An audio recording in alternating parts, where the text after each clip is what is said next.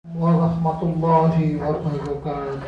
Waalaikumsalam warahmatullahi wabarakatuh. Alhamdulillah nahmaduhu wa nasta'inuhu wa nastaghfiruh wa na'udzu billahi min shururi anfusina wa min sayyiati a'malina. May yahdihillahu fala mudilla lahu wa may yudlil fala hadiya lahu. Asyhadu an la ilaha illallah wa asyhadu anna Muhammadan abduhu wa rasuluh. Allahumma sholli ala nabiyyina Muhammadin wa ala alihi wa ashabihi ajma'in. Rabbi shrah li sadri wa yassir li amri wahlul 'uqdatam min lisani yafqahu qawli wa ba'du. Kita awali kajian pagi ini dengan membaca suratul Fatihah. A'udzu billahi minasy syaithanir rajim. Bismillahirrahmanirrahim. Alhamdulillahi rabbil alamin. Ar-Rahmanir Rahim. Maliki yaumiddin. Iyyaka na'budu wa iyyaka nasta'in. Ihdinas siratal mustaqim. Siratal ladzina an'amta 'alaihim ghairil maghdubi 'alaihim waladdallin.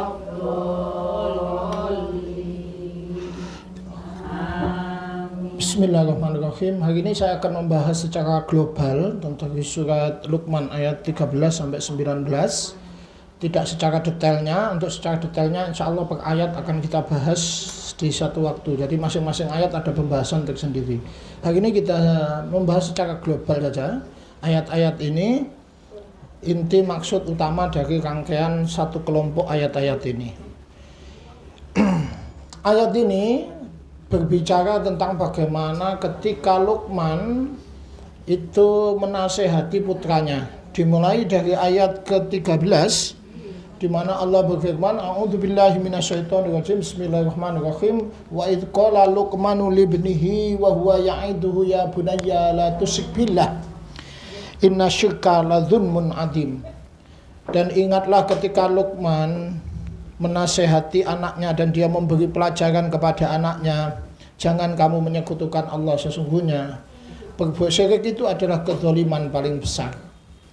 Lalu kemudian pada ayat 14-15 berubah, mutakalimnya berubah, bukan lagi di mana di situ Allah menceritakan ungkapan dari Luqman, tapi Allah sendiri, yaitu tentang perintah berbakti kepada orang tua. Dari wassaynal insana biwalidayhi ihsana itu sampai ayat 15. Baru kemudian beralih kepada Luqman lagi, ya, beralih kepada ungkapan Luqman lagi. Ya bunayya innaha antakum mithqala khardalin. Ya bunayya innaha intakum mithqala habatin min khardalin, ya. Fatakun fi sakhratin aw fis samawati aw fil ardi ya'ti bihallah innallaha latifun khabir, dan seterusnya, ya. Nah, terusnya ya bunayya aqimi shalah, dan seterusnya sampai ayat 19. Nah, dalam ayat-ayat ini terkandung prinsip penting, Ibu. Prinsip penting pertama yang mungkin sering kita lupakan hari ini adalah pentingnya mendidik anak itu sejak dini dan memprioritaskan hal-hal tertentu yang harus kita didik kepada anak kita. Dari ayat 13 sampai 19 ini mengajarkan prinsip-prinsip pokok itu, ya. Kita mulai dulu, ya. Dari ayat 13 sampai 15 ini, bahwa ayat ini mengajarkan kita agar kita sebagai seorang orang tua itu punya kesadaran tinggi, punya kesadaran, ya Bu, ya, untuk mendidik anak itu bahkan sejak masih kecil gitu, ya. Hari ini kalau kita melihat situasi di masyarakat, kita menjadi ngelus dada karena begitu banyak perilaku kriminal yang dilakukan oleh anak-anak yang di bawah umur, ya. Yang paling menonjol ini kan perundungan, tapi kejahatan seksual juga ada, Ibu, ya. Itu kejahatan seksual itu ada, pemerkosaan yang dilakukan oleh anak kecil itu ada. Disinilah agama itu sejak awal memang menekankan kita untuk memberi pendidikan itu sejak dini. Mungkin jangan tanya, sejak umur berapa sih Pak sebenarnya anak itu dididik? Nah, secara umum tentu bagian-bagian dari pelajaran agama itu sejak kapanpun bisa diajarkan. Tetapi pada umur 7 tahun lah pelajaran agama itu harus sudah mulai dimaksimalkan, Bu. Ini terlihat dari sabda Nabi, muru auladakum bisolat wahum abna'u sab'a sinin. Perintahkan anakmu sholat ketika anakmu umur 7 tahun. Nah, itu lah, Bu. Dalam sebuah hadis, itu pernah Nabi itu membonceng Ibnu Abbas. Waktu itu masih sekitar umur 7 tahun. Ibnu Abbas itu dibonceng, Bu, oleh Nabi di belakang ontanya. Lalu Nabi itu mengatakan kepada Ibnu Abbas, ya hulam. Hulam itu sebutan untuk anak kecil ya, Bu, ya. Jadi ketika Nabi hidup, Ibnu Abbas itu masih kecil. Ibnu Abbas itu sebetulnya sepupunya Nabi, Bu, anaknya Abbas, pamannya Nabi. Dibonceng masih kecil waktu itu. Ya hulam. Hulam itu sebutan untuk anak umur 2 tahun sampai 10 tahun itu hulam. Ya hulam. Berarti Ibnu Abbas usianya waktu itu belum 10 tahun. Ya sekitar 7 tahun mungkin ya, Bu, ya. Ya. Ihfadillah yahfadkallah. Itu kata-kata Nabi. Hulam, bocah. Bocah. Nak. Le, rungokno ya. Ihfadillah yahfadkallah. Itu sabda Nabi itu terkenal, Bu. Itu yang meriwayatkan Ibnu Abbas, dan Ibnu Abbas ingat betul sabda Nabi itu ketika Nabi itu mengajarkannya. Kenapa? Nabi mengajarkannya saat Ibnu Abbas itu masih kecil, masih sekitar 7 tahun, dibonceng unta. Apa maksudnya itu? Ihfadillah yahfadkallah, jagalah Allah maka Allah itu akan menjagamu. Nah, ini sebetulnya pelajaran akidah, Bu, sebetulnya. Jadi konsep akidah itu sebetulnya haruslah sudah ditanamkan sejak anak umur 7 kalau bisa itu. Kenapa? Anak umur 7 itu sudah pikirannya sudah bekerja, dia sudah memayis, gitu, Bu. Nah, maka pendidikan akidah semacam ini bisa kita mulai, ya. Tentu mengajarkannya jangan berat-berat, gitu. Misalnya untuk mengajarkan kekuasaan Allah, ibu mulai misalnya kalau ajak tanaman itu lihat ya, lihat ini coba. Ini dari air hujan yang sama bisa tumbuh buah yang berbeda-beda. Ini Allah yang numbuhkan. Ibu mulai kenalkan hal-hal semacam itu. Ya. Itu kata para ulama adalah metode. Kita ajak anak kita itu berpikir ya, Bu, ya. Berpikir. Jadi Nabi itu kalau ngajar itu sangat mengedepankan pengembangan anak. Ngajak orang berpikir. Bahkan sampai orang dewasa. Jadi kalau ada orang dewasa pun cara ngajari Nabi itu ya diajak mikir, tidak langsung gitu enggak. Saya kasih contoh, Nabi itu bahkan ngajari dewasa. Nabi itu ketika mengatakan haramnya hukumnya jual beli kurma basah dengan kurma kering. Jadi kurma basah itu tidak boleh dipertukarkan dengan kurma kering, kan gitu ya, Bu, ya. Rutop itu tidak boleh ditukar sama tambak, di bakter itu tidak boleh. Gitu. Ketika itu Nabi mengatakan begini, tahu tidak kamu kenapa? Kira-kira kenapa menurut kalian? Nah, itu tidak boleh, itu tidak. Tapi diajak berpikir, tahu tidak kenapa kalian? Mikir, nggak tahu Nabi, kenapa ya? Bukankah rutop itu bisa menyusut? Maksudnya beratnya itu kan bisa berkurang, Bu, bahasanya. Disitulah tadi terjadi riba fadl ini. Ternyata Nabi mengajak orang itu berpikir, bahkan ketika mengajari orang dewasa sekalipun. Ngajak anak berpikir itu penting sekali sebetulnya. Dan anak usia 10 sampai 20 tahun itu sebetulnya, Bu, masa di mana fisik, emosional, sosial, dan kognitifnya itu tumbuh secara signifikan. Apa yang terjadi pada usia ini sangat mempengaruhi kepribadiannya saat dia dewasa. Maka pada usia-usia itu menjadi perhatian penting bagi setiap orang tua untuk mendidik akidah, ibadah maupun akhlak itu. Karena tarbiyah itu sendiri proses. Jadi untuk membentuk karakter itu butuh proses. Allah menciptakan langit dan bumi saja butuh 6 masa, Ibu. Walaupun Allah bisa memerintahkan itu kun fayakun, tapi nyatanya Allah memerintahkan membikinnya 6 masa. Kenapa? Bahwa segala sesuatu di dunia ini itu kadang-kadang juga memerlukan proses, termasuk proses pembentukan karakter anak-anak kita. Nah, pertanyaan besarnya, apa sebetulnya titik-titik pembahasan yang harus kita jadikan prioritas di dalam mendidik anak sejak usia dini? Di ayat-ayat surat Luqman dari ayat 13 sampai 19 ini Allah menyampaikan perkara penting yang harusnya kita tekankan itu. Kita mulai dari ayat 13. Saya bahas secara globalnya, Bu. Untuk detailnya lain kali akan kita bahas per ayatnya, 13-nya, 14-nya gitu detail nanti perkataannya. Sekarang saya bahas global dari 13 sampai 19 saja. Dalam ayat 13 Allah berfirman, wa idh qala Luqmanu li ibnihi wa huwa ya'iduhu ya bunayya la tusyrik billah innasyirka la dzulmun adzim. Dan ingatlah ketika Luqman berkata kepada anaknya dan dia menasihati anaknya itu, memberi pelajaran ya bunayya, wahai anakku, nak, la tusyrik billah, jangan menyekutukan Allah. Inna syirka la dzulmun adzim. Sesungguhnya syirik itu adalah kezaliman paling besar. Jadi kalau melihat ayat ini berarti nomor satu itu akidah, Bu. Anak kita nomor satu itu harus kita bentengi betul-betul itu dari kesyirikan sebetulnya itu. Kalau kita melihat ini. Kenapa? Sebab kesyirikan tadi disebut oleh Luqman, inna syirka la dzulmun adzim. Syirik ini kezaliman paling besar. Bahkan sampai anak kita dewasa saja. Saat kita sampai mati saja, mau mati sajalah kita. Masalah tauhid ini kayaknya harus menjadi faktor yang harus kita terus-menerus awasi anak-anak kita ini. Gitu loh.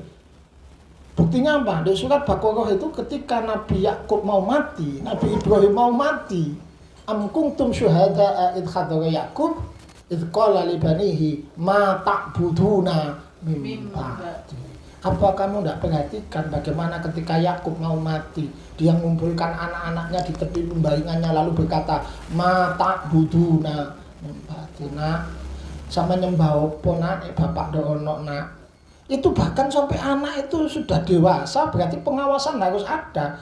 Dan kesyirikan ini jangan ibu bayangkan hanya nyembah patung, hanya nyembah keris, bukan cuma itu. Kesyirikan itu zaman sekarang dikemas dengan banyak model, dengan banyak kemasan, dengan banyak cover. Nah, ketika kita lengah sedikit, anak kita itu lah bisa. Misalnya, oke lah waktu SMP ada di sini, nanti SMA, nanti kuliah, nanti kerja, dia terpisah dari kita. Dia tinggal di kota lain dan bergaul dengan orang-orang yang cara pikirannya itu salah. Secara konsep tauhid dia memeluk agama Islam, tetapi cara pikirannya sudah meyakini tajalli, sudah meyakini usul, sudah meyakini yang macam-macam walaupun bungkusannya amat ke agama. Dan ini kan berbahaya sebetulnya itu. Keyakinan-keyakinan yang semacam itu gitu loh, Bu. Dan menariknya keyakinan-keyakinan syirik itu disebut oleh Al-Baqarah di surat Baqarah 93. Itu kalau sudah kadung mengakar itu susah. Nah, Allah itu menyebut ketika Bani Israel nyembah patung anak sapi itu disebut di Al-Baqarah wa usribu fi qulubihimul ijla, diresapkan di dalam hati mereka. Jadi keyakinan nyembah manut patung sapi itu oleh Allah disebut wa usribu. Usrib itu disuntik nganti resep. Ngerti nggih, Bung? Maksudnya nggih. Makanya minum itu disebut sarap. Kenapa? Keyakinan itu seakan-akan ada di dalam hati. Nah, kalau dinasehati, kalau ditegur marah orang begitu itu, Bu. Itu kan bahayanya itu. Jadi kita pun sebagai orang tua itu enggak berkutik loh, Bu, kalau sudah begitu tuh. Kalau sudah seribu itu keyakinan syirik itu sudah neresep kayak kain disuntik banyu. Lah iku kita orang tuanya sendiri pun menasehati itu bukan ndak direken lagi, bahkan dia marah kalau kita nasihati itu. Nah, di sini berarti sejak dini harus kita tanamkan masalah tauhid itu. Saya ingat ada salah satu teman saya Ustadz sampai sekarang itu masih galau minta bantuan saya untuk nyadarkan adiknya. Secara dohir adiknya itu Islam, tapi keyakinannya tadi seperti yang saya sebut itu. Gurunya di Probolinggo. Padahal kakaknya lebih pintar ngomong daripada saya. Lebih pintar dari saya loh, Ustadz lebih hebat dari saya, tapi tidak berhasil. Apalagi saya dimintai bantuan, ya apalah saya kalau dibandingkan beliau lebih pintar beliau. Saya bilang begitu. Bisa main lebih pintaran sampean. Saya bilang begitu. Susah dia. Kalau sudah itu kalau sudah wa usribu fi qulubihimul itu loh, Bu, kesuntak terus ngesep keyakinan syirik itu. Iku kayaknya dia menyembah Allah tapi mempunyai konsep-konsep keyakinan yang macam-macam. Itu gurunya di Probolinggo. Asalnya itu dia kesulitan ekonomi itu loh Bu ya. Padahal tadinya dia anak paling baik dari beberapa saudara, lalu mengalami kesulitan ekonomi. Nah, lalu diajaklah oleh teman-temannya untuk berguru secara spiritual itu pada seorang ya kiai lah gitu ya Bu ya di Probolinggo. Nah, ikut itunya terus lama-lama wah itu sudah 1000 itu ngeresep sudah. Kakaknya yang ustadz yang pandai logika yang sarjana aja tidak mampu itu. Tidak mampu sudah bingung itu sampai sekarang minta tolong saya terus ya apa Pak Usman sampean kan iso. Aduh nek aku sapa aku iso ke sampean dia bilang begitu. Ya. Keyakinan yang bagaimana? Ya ini ya ini memang harus kita terus ya Bu ya. Apa namanya? Kita pantau terus. Saya pun anak saya itu kan kuliah di UIN ya. Dan itu bahaya sekali pemikirannya di sana. Makanya saya pantau terus ya Bu ya. Saya pantau terus itu karena UIN itu mengajarkan kesesatan loh Bu ya. Ada mata kuliah moderasi beragama. Saya nasihatkan anak ibu jangan dikuliahkan di UIN kalau tidak kuat. Kalau memang sejak awal basicnya itu tidak kuat rusak Bu.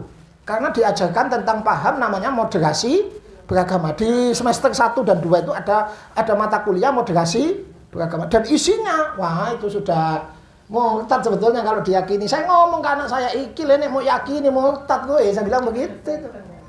Oh enggak saya bisa memilah itu. Ya wes itu. Karena rusak paham-paham seperti itu ya Bu ya. Jadi keyakinan tasawuf yang menyimpang, keyakinan ini Nah, salah satu yang penting juga bahwa kadang-kadang anak kita kalau sekolahnya tinggi apalagi keluar negeri sudah merasa dia itu logikanya bagus, dia itu kemudian mempertanyakan konsep-konsep Tuhan dan itu banyak terjadi dari anak-anak keluarga muslim yang sejak kecil hanya disuruh sholat. Nah ini loh Bu, sejak kecil itu hanya disuruh hanya ho, bukan why. Hanya diajarkan ho, bukan why. Ho, bagaimana ini nek carane sholat, ini nak carane sholat, bukan why, bukan kenapa sholat. Maka ketika kemudian kuliah di Bandung, Surabaya, di luar negeri, dia mulai mempertanyakan Tuhan itu apa ada enggak? Gitu. Kalau Tuhan ada, buktinya banyak orang yang diperkosa, banyak orang kejahatan. Kok marak saja kejahatan? Kalau Tuhan ada, harusnya seperti itu kan enggak ada. Itu kan kayaknya Tuhan enggak berdaya. Kalau Tuhan ada, masa hal itu bisa ada? Loh, orang itu sudah mulai mengedepankan ini loh Bu. Logika ini ya Bu ya. Logika itu. Bolehkah Pak kita mengajarkan kepada anak kita tauhid itu dengan konsep logika? Boleh sebetulnya Bu. Boleh sebetulnya. Pokoknya jangan berlebihan. Jadi misalnya main logika itu gini Bu. Jadi saya pernah dikritik salah satu ustadz juga pimpinan pondok itu tidak boleh mengajarkan akidah itu dengan logika katanya. Tapi saya berprinsip kalau tidak mengajarkan logika itu juga bermasalah. Karena kalau nanti dia bersentuhan dengan logika, dia kalau tidak punya basic logika, dia juga terpengaruh. Saya kasih contoh misalnya. Bukti logika, probabilitas Tuhan. Misalnya gini loh Bu maksudnya. Kenapa sih kita harus sholat misalnya? Sebetulnya teorinya tidak begitu. Tapi kalau main probabilitas, salah satunya begini. Bayang no. Itu contoh main akal ya Bu ya. Seandainya menurut kamu Tuhan ada apa enggak? Ada orang mengatakan Tuhan tidak ada. Ada orang mengatakan Tuhan itu ada. Menurut kamu, kalau kamu ikut mengatakan enak mana di antara meyakini dua ini? Meyakini Tuhan itu ada, kamu ikut aturannya, atau meyakini bahwa Tuhan itu tidak ada? Menurut dia mungkin mengatakan enak yang meyakini Tuhan tidak ada karena bebas. Meyakini Tuhan tidak ada kan berarti bebas. Kita bisa jawab Bu, salah kamu. Kalau meyakini Tuhan tidak ada kamu beranggapan bebas, bagaimana seandainya Tuhan itu ada? Itu loh Bu namanya logika Bu. Kalau meyakini Tuhan itu tidak ada, pas pangeran ono ya apa? Pas swarga neraka ono ya apa? Lah nek kowe ngeyakini swarga ono, swarga neraka iku ono, saumpama seandainya pun ndak ada, kamu tetap telah berbuat baik di dunia. Nek ono enak kowe, nek ndak ono ya kamu telah berbuat baik. Coba kamu kalau ikut seperti ini, ya apa nek besok ono? Nah itulah namanya mengajarkan akidah itu secara apa Bu? logika. Nah kita itu sudah harus main logika semacam itu supaya akidah anak kita ini kuat ya Bu ya. Nah itu. Karena orang-orang agnostik atau ateis itu banyak yang mengedepankan akal. Nah, ini yang pertama. Jadi akidah itu yang ditanamkan ternyata di situ adalah tauhid ya Bu ya. Buktinya Luqman mengatakan ya bunayya la tusyrik billah inna syirka la dzulmun adzim. Yang kedua, akidah ini ternyata yang ditanamkan adalah ini Bu. Muraqabatullah. Ini Bu di ayat ke-16. Allah berfirman, Luqman itu ternyata berkata, ya bunayya innaha in takum misqala habbatin min khardalin fatakun fi sakhratin aw fis samawati aw fil ardi ya'ti bihallah innallaha latifun khabir. Nah, seandainya ada satu benih ya, seberat biji sawi, benih itu ada di dalam batu lalu terletak entah di pojok langit atau di kedalaman bumi, Allah pasti akan mendatangkan itu dan memperhitungkannya. Sesungguhnya Allah maha halus dan maha mengetahui. Ini konsep ajaran apa Bu? Muraqabatullah. Dalam bahasa agama disebut apa Bu? Nah, nek ono isine sawi nak di jerone watu gitu ya. Intakum miskola habbatin min khardalin fatakun fi sakhratin, ono isine sawi nak ono di jero watu gitu lho Bu.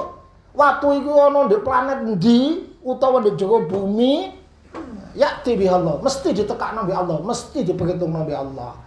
Innallaha latifun khabir, karena Allah itu maha halus dan maha mengetahui. Ini konsep apa ini ternyata? Akidah konsep apa Bu? Muraqabatullah. Nek opo kuwabe sampai barang sing cilik Gusti Allah weruh terus diawasi. Ini sejak kecil harus ditanamkan ternyata Bu, bahkan sejak anaknya usia dini ini Luqman ini. Kenapa? Karena supaya orang itu punya tanggung jawab. Itu salah satunya ya Bu ya. Punya rasa takut melakukan sesuatu yang buruk dan punya rasa tanggung jawab. Karena manusia itu punya banyak tanggung jawab Bu. Mas'uliyah afrod, tanggung jawab individu. Mas'uliyah ijtima, tanggung jawab kepada institusi, kepada komunitas ya. Tanggung jawab kepada agama dan sebagainya ya. Orang kalau meyakini muraqabatullah, kalau suatu ketika bahkan dia itu merasa tidak dihargai, misalnya jadi guru honorer ya, gajinya murah sekalipun, dia akan bisa melaksanakan tugasnya itu dengan baik kalau dia paham konsep muraqabatullah. Hari ini salah satu kerusakan akidah orang itu ya karena muraqabatullahnya itu, sehingga orang merasa aman berbuat maksiat ya.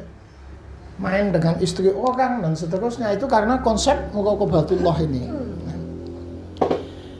Yang ketiga, ternyata konsepnya itu yang diajarkan ada di ayat 17. Setelah Allah Luqman mengatakan ya bunayya aqimis shalah wa'mur bil ma'ruf wanha 'anil munkar wasbir 'ala ma sabaq inna dzalika min azmil umur. Ternyata konsep akidah yang penting ketiga ternyata amar ma'ruf nahi munkar. Nahi munkar ini.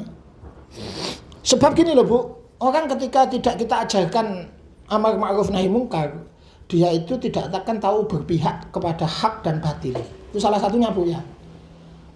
Jadi dia bisa saja Bu mengeluarkan prinsip-prinsip yang bertentangan dengan konsep wal barok yang benar dalam agama. Agama ini kan menuntut keberpihakan ya Bu ya. Keberpihakan itu disebut wala, ketidakberpihakan itu disebut barok. Dan itu kan prinsip penting dalam agama. Orang tidak paham konsep amar ma'ruf nahi munkar, dia akan berdiam diri, tidak peduli, bahkan bisa saja dia pro kepada keburukan atau kebatilan itu. Jadilah dia berwala kepada hal batil. Padahal wala itu harusnya kepada ahlul hak. Saya sedih saya lihat ada anak-anak mengeluarkan statement, anak-anak muda 40 tahun bersama penguasa dolim lebih baik daripada sehari tanpa penguasa. Ini kan otak-otak murji'ah ini sudah kalau begitu. Bagaimana bisa mengatakan 40 tahun bersama mentaati penguasa dolim lebih baik dari sehari tanpa penguasa? Prinsip agama mana yang dipakai itu? Kok lebih baik 40 tahun dengan penguasa dolim? Nek penguasa kok Mustafa Kamal Atatürk, nek penguasa kayak Pol Pot, nek penguasa kok Stalin, nek penguasa kok Fir'aun, nek penguasa kok Ahok, nek penguasa kok Jokowi. Kok bisa-bisanya? Nah ini loh Bu, pentingnya kita juga mengajarkan amar ma'ruf nahi. Loh itu nanti, karena nanti walak-wal baroknya rusak ini nanti. Ternyata konsep akidah penting di situ diajarkan adalah amar ma'ruf nahi mungkar. Nah, jadi yang penting diajarkan untuk akidah itu ternyata nomor 1 apa Bu? Tauhid. Nomor 2 muraqabatullah. Yang ketiga amar ma'ruf nahi. Walaupun prinsip akidah itu masih banyak, tapi kayaknya 3 ini yang disebut di deretan ayat-ayat ini Bu.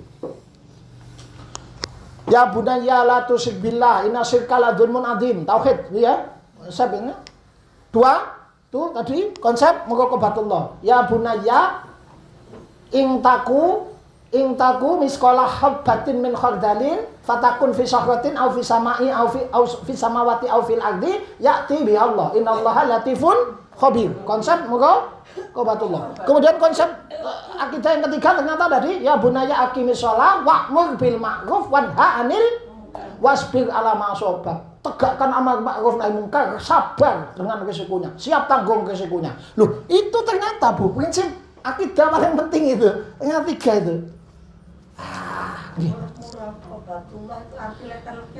Bahasa gampangnya itu rumangsa diawasi Allah gitu loh Bu, maksudnya Bu ya. Itu loh, kan orang tidak cukup meyakini Allah itu ada, Allah itu esa gitu Bu. Kan orang harus merasa selalu disyuting sama Allah. Gitu ya Bu ya. Lah, merasa selalu disyuting, diawasi Allah, perbuatannya itulah yang disebut muraqabatullah. Ngerti nggih? Bahasa nasihatnya Luqman tadi, nak nek ana isine sawi ndek jero watu, nggih. To watu iku ana ndek planet Mars atau ndek planet Pluto.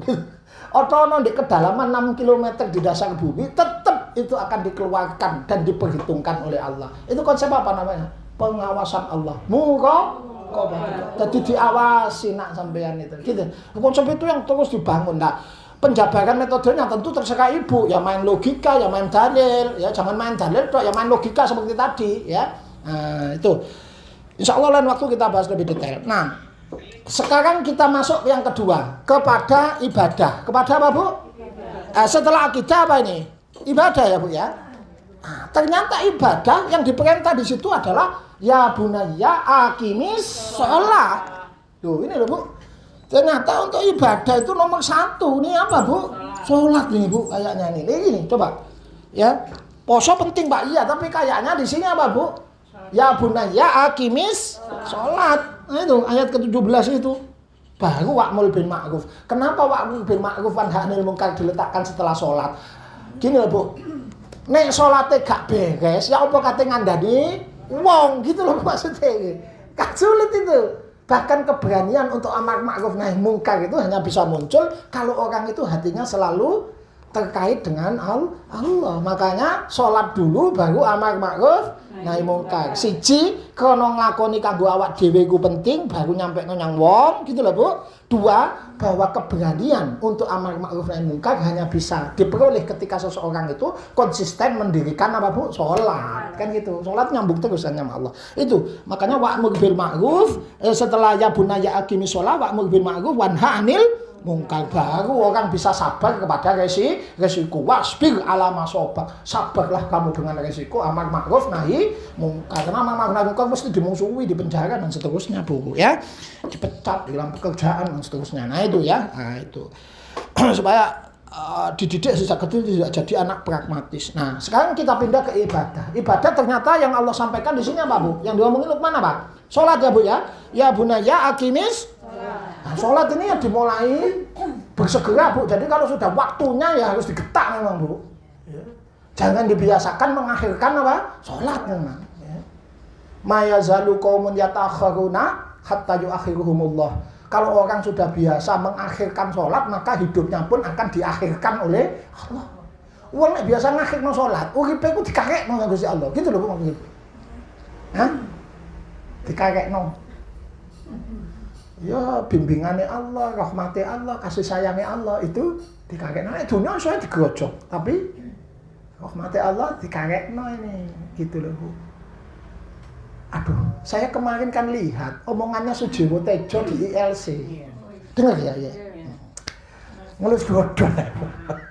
Ngelus dodo. Ini sebetulnya pelajaran untuk kita. Betapa kalau kita lalai mendidik anak, akhirnya kayak begitu. Kayaknya beliau, karena bapaknya dalang ya Bu ya, mungkin agamanya tidak kuat, tidak dididik agama gitu ya. Sehingga beliau mengatakan sholat itu tidak penting. Dia ngomong sama Ustadz Dasar Latif waktu itu.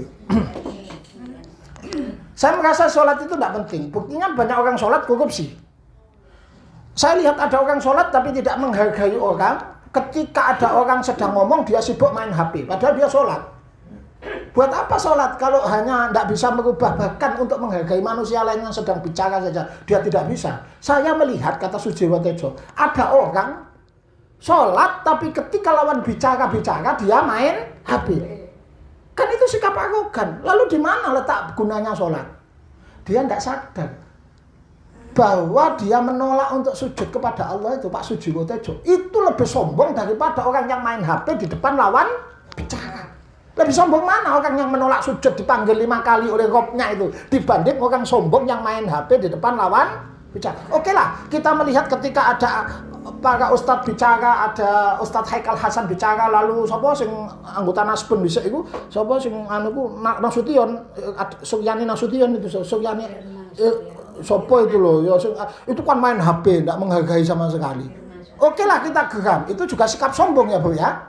Tetapi bukankah beliau yang mengatakan seperti itu, yang menolak sujud 5 kali kepada Allah, itu jauh lebih sombong, karena dia menolak panggilan Allah yang memanggilnya 5 kali dalam sehari. Lah inilah Bu, betapa susahnya cara pandang mindset kalau ke bawah dewasa. Ini wis kegawa dadi tuwek angel didandani. Susah ini Bu. Sampai mengatakan bujuk saya untuk ya opo gitu itu, bujuk saya. Nah, kan kalau merasa hamba Allah itu harusnya apa Bu? Sholat, kan begitu aja. Ya tentu kita juga harus mendidik anak-anak kita bukan cuma menyegerakan sholat, tapi juga menyempurnakan sholat. Jangan dibiarkan kalau sholat kesusu, sholat saenake dhewe ya. Aswa'un nasi sariqa alladzi yasiku min sholati. Seburuk-buruk pencuri nak bilang begitu adalah orang yang mencuri sholatnya sendiri. Sapa la yutimmu ruku'aha wa sujudaha, orang yang tidak menyempurnakan rukuk dan sujud. Ya. Dan sholat ini kenapa Bu? Ini ditaruh di sini. Bagian pendidikan anak sejak usia dini sampai Nabi mengatakan muru auladakum bis sholat wa huma abna'u sab'a sinin. Perintahkan anakmu sholat sejak umur 7 tahun. Karena ternyata selain sholat itu menjadi benteng anak kita dari syahwat. Di surat Maryam itu disebut ya, fa khalafa min ba'dihim khalfun adaa'u sholat wa taba'us syahwat. Kalau sampai meninggalkan sholat, anak kita mudah terseret kepada pengaruh syahwat. Itu satu. Dan dua, ternyata sholat itu juga berperanan penting membangun karakter disiplin. Karakter apa Bu? Disiplin itu. Disiplin itu kepatuhan diri sendiri untuk mematuhi sesuatu yang memang harusnya dikerjakan. Itulah disiplin Bu. Dan sikap disiplin itu kan dilatih jelas lewat sholat toh Bu. Disiplin cara, disiplin waktu, itu kan kelihatan sekali. Dan karakter baik ini kayaknya mulai hilang, paling hilang dari orang desa, orang Indonesia itu karakter disiplin itu Bu. Orang Indonesia itu kan paling sulit apa? Disiplin kan? Waktu misalnya, disiplin apa enggak kita?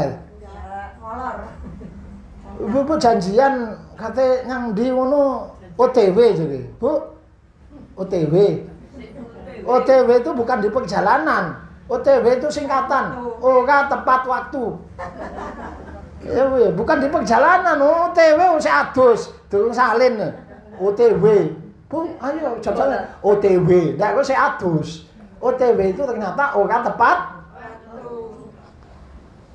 Korea itu Bu, merdeka bareng sama kita, bahkan lebih dulu kita. Kenapa orang Korea itu lebih maju dari kita? Mereka punya budaya. Namanya puli bahasa Korea. Puli itu cepet. Puli orang Korea menyebutnya. Bahasa Inggrisnya itu hari. Apa Pak? Satset. Sama bingung apa puli satset. Apa Bu? Satset.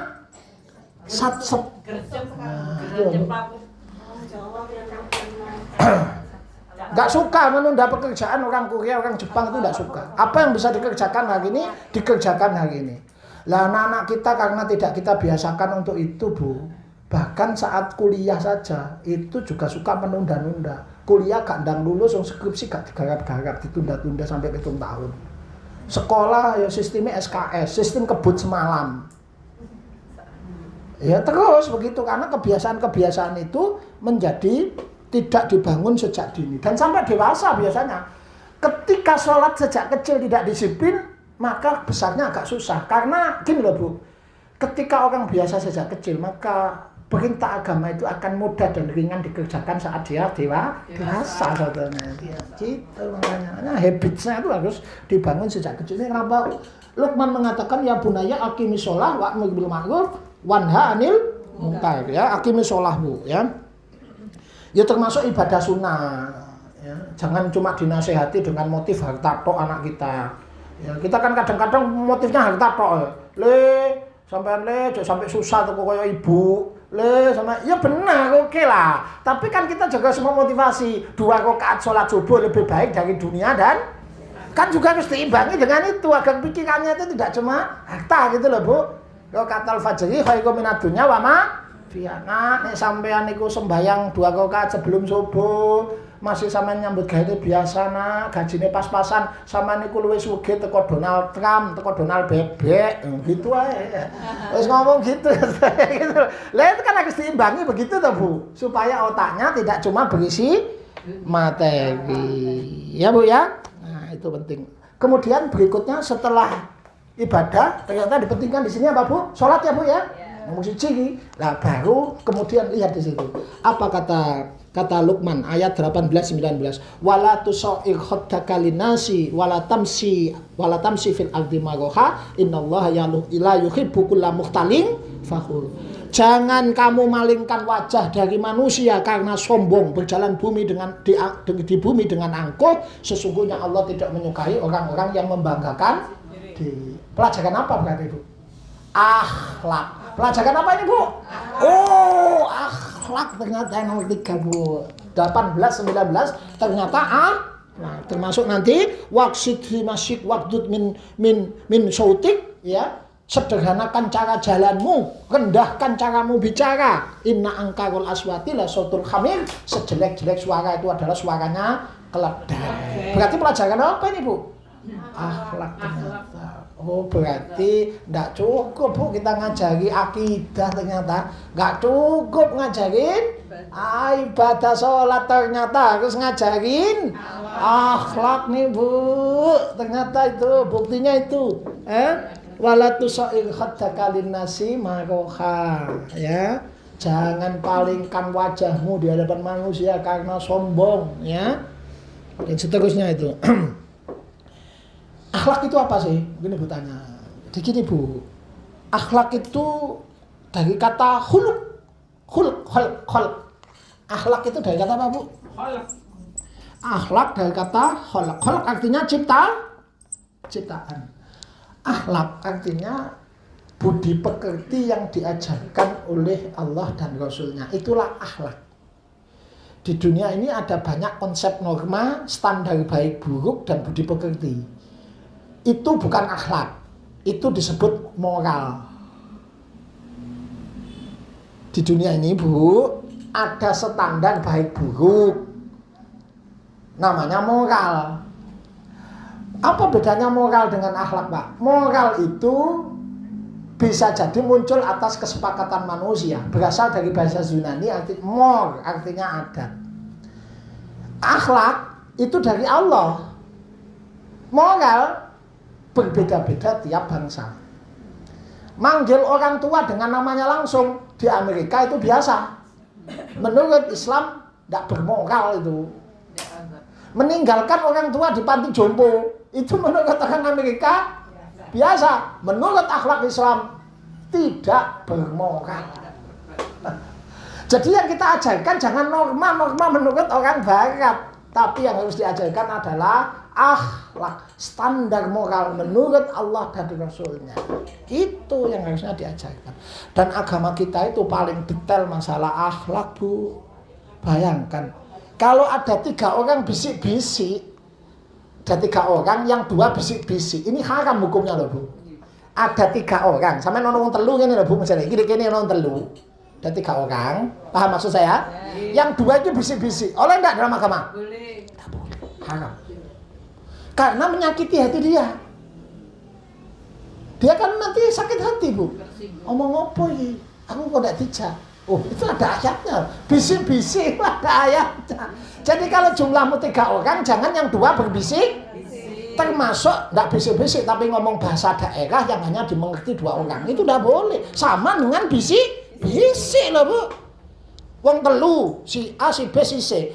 B, B, C dua bahasa daerah yang tidak dimengerti siki. Iki tidak oleh Bu 2 ini ngomong. Masya Allah, agamaku sampai ngono ngatur ke akhlak itu.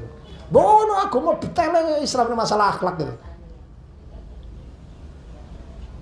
Dan Nabi diutus itu ternyata innama bu'istu liutamima makarimal akhlak. Aku diutus itu salah satunya adalah untuk memperbaiki akhlak. Nabi diutus jadi Nabi itu kan umur 40 Bu. Sebelum jadi Nabi selama 40 tahun, apa yang menonjol dari Nabi? Akhlaknya. Akhlaknya. Dia terkenal sebagai Al-Amin. Lah justru kita orang Islam hari ini, lah kok sama sekali ndak Al-Amin. Padahal Nabi sebelum diangkat jadi Nabi 40 tahun dikenal dengan berarti konsep akhlak salah satu terpenting itu Al-Amin, kena dipercaya. Kita ndak. Di Jepang nek ana dompet kaki di stasiun niku foto Bu, ndak ilang Bu. Ndek kene dompet aja kaki di stasiun, ndek saya dijupuk. Di sana itu ndak ada lalu lintas, orang tertibune lampu abang yo mandek Bu, nek kono-kono. Ndek kene ndak.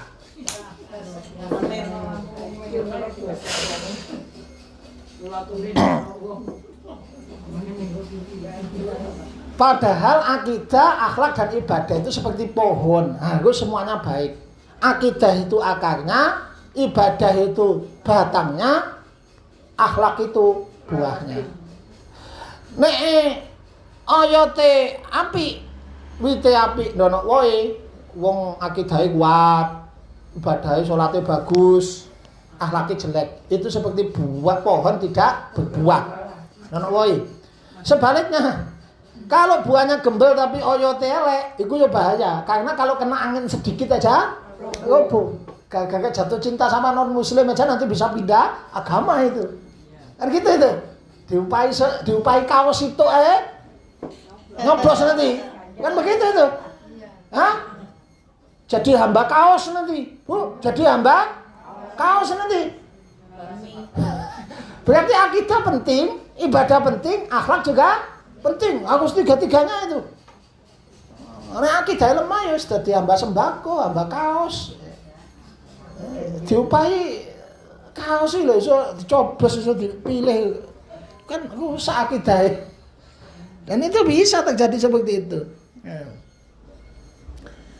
Ya ironi Bu, kita kalau sebagai muslim, anak-anak kita itu tidak kita didik akhlak, kita biarkan saja. Dibesarkan oleh media sosial, dibesarkan oleh YouTube, dibesarkan oleh apa jenenge TikTok. Kita itu anak-anak kita seperti ayam mati di lumbung, semut mati dalam tumpukan gula. Kenapa? Karena agama kita tuh menyediakan konsep akhlak yang begitu menyeluruh. Jadi ibaratnya ini anak-anak wong Islam dibesarkan oleh TikTok dan seterusnya, itu seperti ayam mati di dalam lumbung, semut mati dalam tumpukan gula. Itu bayang tumpukan gula mati semutnya, kebacut itu Bu, istilahnya gitu loh ya. Nah, akhlak-akhlak di sini coba Ibu yang lihat. Yang pertama, wa wasainal insana biwalidayhi.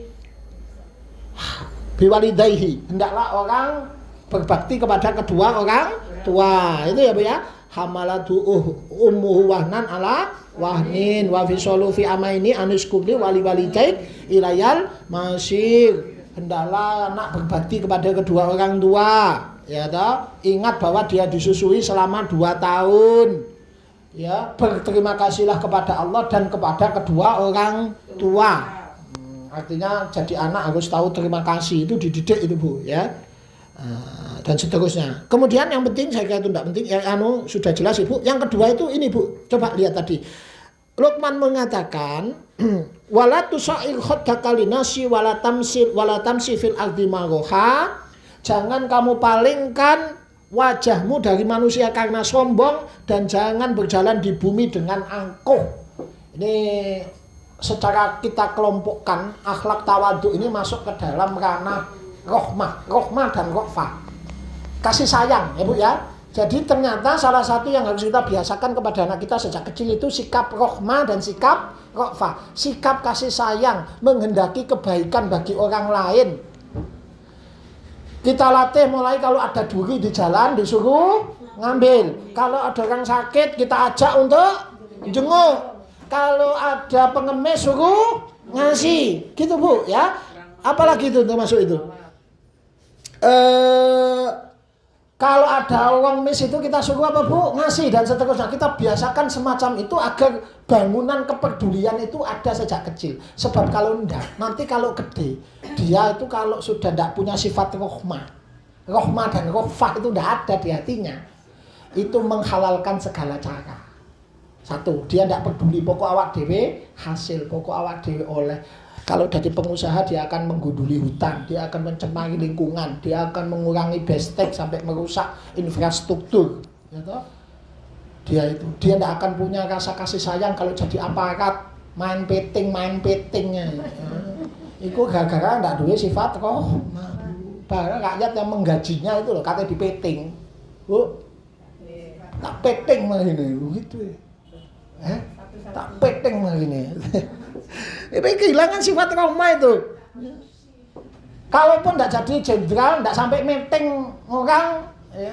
Nek soge, pagernya mesti dipager duku, ditulisi, awas ada anjing. Gitu nanti. Kalau sejak kecil tidak kita biasakan ini. Nah, itu makanya Luqman mengatakan, wala tusair khaddaka linnasi wala tamsi fil ardi. Jangan palingkan wajahmu dari manusia karena sombong, jangan berjalan di bumi karena angkuh. Innallaha la yuhibbu kulla mukhtalin fakhur. Allah tidak senang orang yang suka sombong dan membanggakan. Nek soge masih tidak jadi jenderal, nek jadi jenderal meeting wong, nek tidak jadi jenderal, nek jadi wong soge, pager dipager duku ditulisi awas ada anjing. Gara-gara ini ya, makanya Luqman ini ngajar gitu ya Bu ya. Tidak punya kepedulian itu senang menyulut permusuhan sama orang Bu. Tukaran mbek wong iki gara-gara klakson. Tukaran mbek wong iki gara-gara perbedaan supporter bola. Itu bisa nanti. Tukaran mbek wong, berkelahi mbek wong, tawuran hanya gara-gara ormas. Itu karena hilangnya sifat apa Bu? Rohmah itu, ya. Yang kemudian lihat di situ berikutnya. Waqsid fi masyik waqdud min sautik. Sederhanakanlah di dalam berjalan, lunakkanlah suaramu. Inna angkarul aswati la sautul hamir. Sejelek-jelek suara adalah suaranya keledai. Ajaran apa ini Bu? Akhlak apa ini? Kalau tadi rohmah, kalau ini apa? Ulfah. Apa Bu? Ulfah. Kata Luqman apa? Waqsid fi masyik, sederhanakan cara jalanmu. Waqdud min sautik. Rendahkan suara. Sejelek-jelek suaranya keledai. Ini ajaran akhlak apa namanya? Ulfah. Apa Bu? Ulfah. Siapa jenenge Ulfah Bu?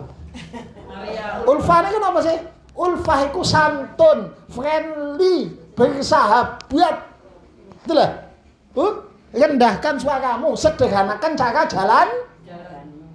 Ajaran untuk santun, friendly. Ya Bu, ya termasuk tercakup di antara ulfah ya, ramah, senyum, ya Bu, semana, sumeh, gitu loh Bu.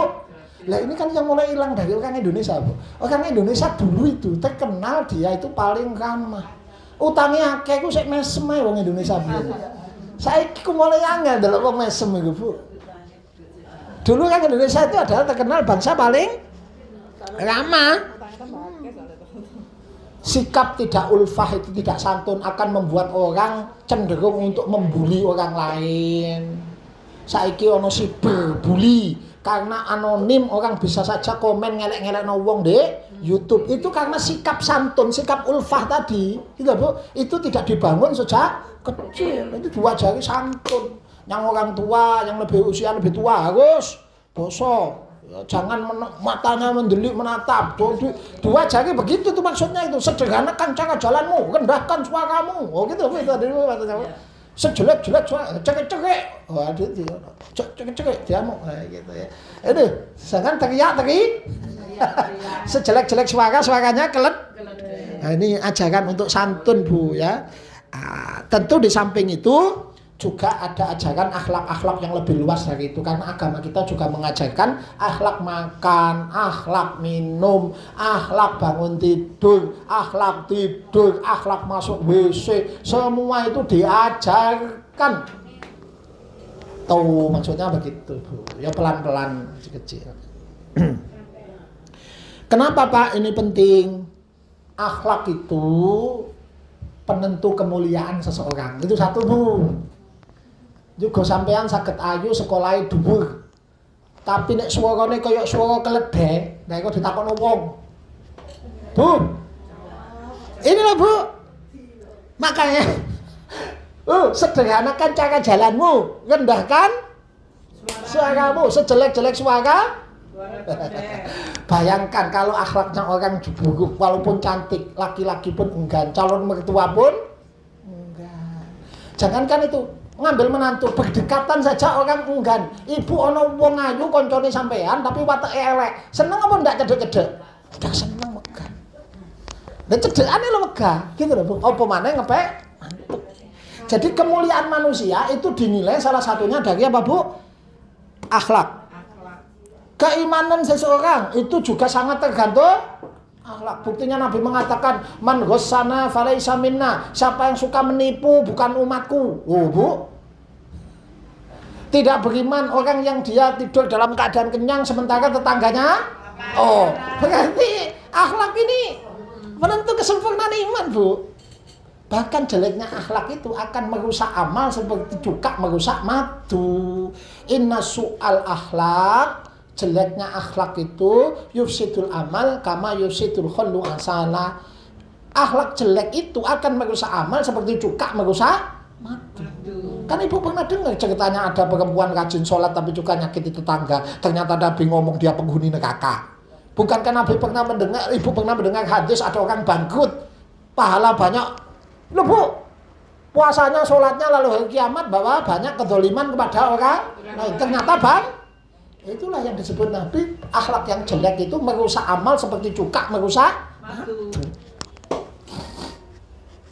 Makanya salaf dulu itu sangat perhatian Bu masalah akhlak itu. Nah, jadi intinya Bu, surat Luqman ayat 13 sampai 19 ini mengingatkan kita sebagai orang tua jangan salah visi di dalam mendidik anak. Jangan salah visi. Gitu ya Bu ya. Jangan salah apa? Visi. Walaupun ini sudah sering diperdengarkan, perlu kita perdengarkan terus. Ini nasihat termasuk diri saya sendiri. Jangan sampai kita salah visi dalam mendidik anak. Ya. Kalau kita orientasinya gelar, mobil, rumah, jangan sampai susah kayak ibu, jangan sampai uripmu kayak bapak, cuma materi terus saja, dikhawatirkan kita lupa untuk memberi penekanan kepada visi sebetulnya sebagai orang tua bahwa kita harus meninggalkan anak ideologis, bukan anak semata biologis. Jangan-jangan kita cuma meninggalkan anak biologis, bukan anak kita rajin sholat, kita akidahnya lurus, anak kita syirik, naudzubillah min. Kita meninggalkan anak biologis, tidak meninggalkan anak ideologis. Kita konsisten di dalam 212, kita orang yang lurus, amar ma'ruf nahi mungkar. Anak kita tadi Jokowi, tadi Ahoker. Ada kita hanya meninggalkan anak biologis, tidak meninggalkan anak ideologis. Anak biologis, bukan anak ideologis. Ya Bu ya. Padahal salah satu fungsi anak itu adalah taurisul amal, mewariskan amal. Jadi sing diwariskan itu duduk mek omah, duduk harta, sampai yang penting harus kita wariskan itu kepada anak adalah amal. Taurisul amal, anak itu sarana untuk mewariskan amal. Amal kita itu harus diwarisi. Itu ya Bu ya, supaya terus mengalirkan pahala. Itu. Perhatikan surat Ibrahim ayat 37. Nabi Ibrahim ketika meninggalkan anaknya yang masih merah di tengah padang tandus yang tidak ada tanam-tanaman. Rabbana ini askantu bin duriyati biwadin ghairi dzar'in inda baitikal muharram liyuqimus shalah. Ya Rabb, kami tinggalkan sebagian anakku di padang tandus yang tidak ada tanam-tanaman supaya mereka mendirikan sholat. Ternyata visinya Nabi Ibrahim sampai meninggalkan anak di situ supaya anaknya jadi ahli. Apa jadi ahli sholat? Maksudnya dia tahu hak Rabbnya, dia hanya menyembah kepada Allah, dia tahu bahwa gerak dan diamnya, hidup dan matinya itu hanya semata-mata untuk Allah. Itulah visi kita sebagai orang tua, itulah betulnya. Visi kita hidup dan menghidupkan anak, itu konsepnya itu sebetulnya. Surat Luqman itu mengingatkan kita anak pada itu. Zalim kepada anak itu bukan hanya memukul, memanjakan anak sampai lupa kepada tujuan apa dia dilahirkan ke dunia ini. Itu juga zalim kepada anak ya Bu ya. Karena kita harus waspada, karena cinta orang tua itu disebut cinta yang tidak bersyarat. Bu, cinta orang tua itu tidak, itu yang bisa menjebak kita untuk kita membiarkan saja apapun yang dilakukan anak. Cinta orang tua kepada anak itu beda dengan cinta kepada suami, itu beda. Cinta kepada suami itu cinta bersyarat. Kita hanya mau mencintai kalau kita dicintai. Sampai diselingkuhi langsung hilang cintai. Bahkan cinta sampean hanya cinta kalau dia berguna. Ini ono kayane, ini dono duwe, tidak cinta. Tapi cinta kepada anak, iya kan? Bahkan cinta kepada suami itu cinta hanya selama dia menarik. Kalau sudah tidak menarik, hilang pula cintanya.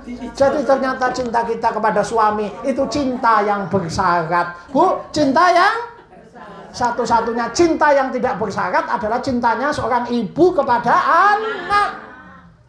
Tidak peduli anak-anak, tetap sayang. Tidak peduli anak, tetap sayang. Dan ini tapi bahaya, Bu.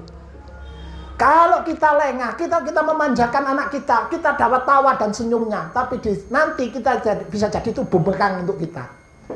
Kalau kita memaksa anak kita kepada kebaikan, bisa jadi hari ini kita dapat jengkel dan muka masamnya. Tapi bisa jadi suatu ketika itu mendatangkan kebaikan untuk kita.